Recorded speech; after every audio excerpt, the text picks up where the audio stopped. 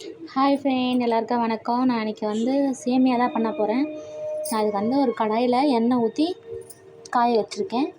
இப்போ கடுகும் உளுத்தம்பருப்பும் நான் போட்டுக்கிறேன்.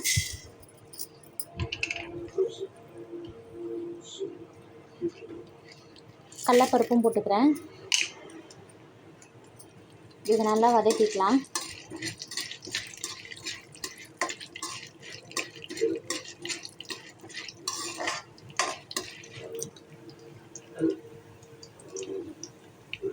கடுகு நல்லா வெடிச்சிருட்டோம். கடுகு நல்லா பொரிஞ்சிருச்சு.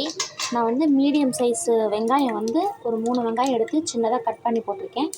பச்சை மிளகா 2 பச்சை மிளகா போட்டிருக்கேன். அது சேர்த்துக்கலாம். இதை நல்லா வதக்கிக்கலாம். வெங்காயம் ரொம்ப வதங்கக்கூடாது, லைட்டாக வதங்கினா போதும்.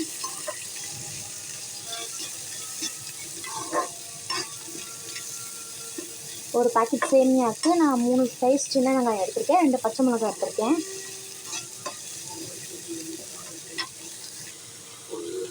நான் 1 ஸ்பூன் உப்பு போட்டுக்கிறேன். அதை நல்லா வதக்கலாம்.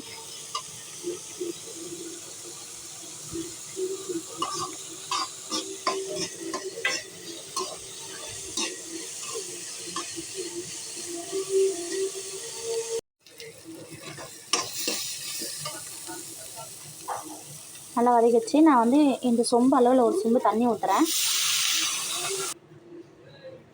இந்த ஸ்டேஜில் நீங்கள் உப்பு இருக்கான்னு பார்த்துக்குங்க. உப்பு கொஞ்சம் போட்டுக்குங்க. தண்ணி கொதிச்சோடனே நம்ம சேமியா போட்டுக்கலாம்.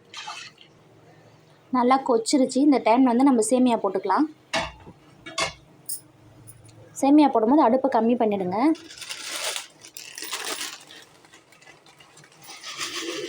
நான் நல்லா நசுக்கி போட்டிருக்கேன் ஒரு பாக்கெட்டு. அடுப்பு ஸ்லோ பண்ணி வச்சுக்கோங்க.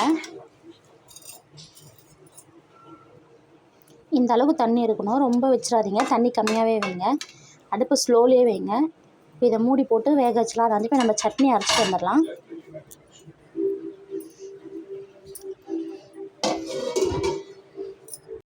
நான் இப்போ ஜாரில் ஒரு கைப்பிடி அளவு தேங்காவும் ஒரு 3 பச்சை மிளகா போட்டிருக்கேன்.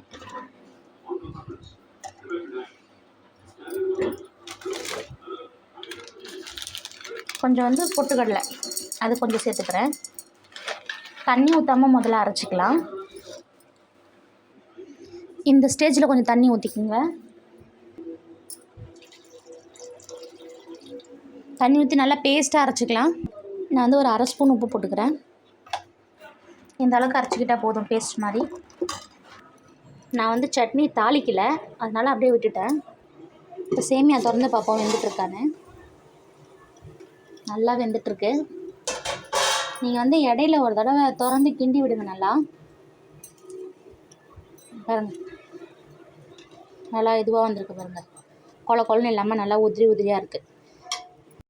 இன்றைக்கி நைட்டு டிஃபன் இதோட முடிஞ்சிடுச்சு ஃப்ரெண்ட். பிடிச்சிருந்தா லைக் பண்ணுங்கள், ஷேர் பண்ணுங்கள், மறக்காமல் சப்ஸ்கிரைப் பண்ணிடுங்க. ஓகே, பாய்.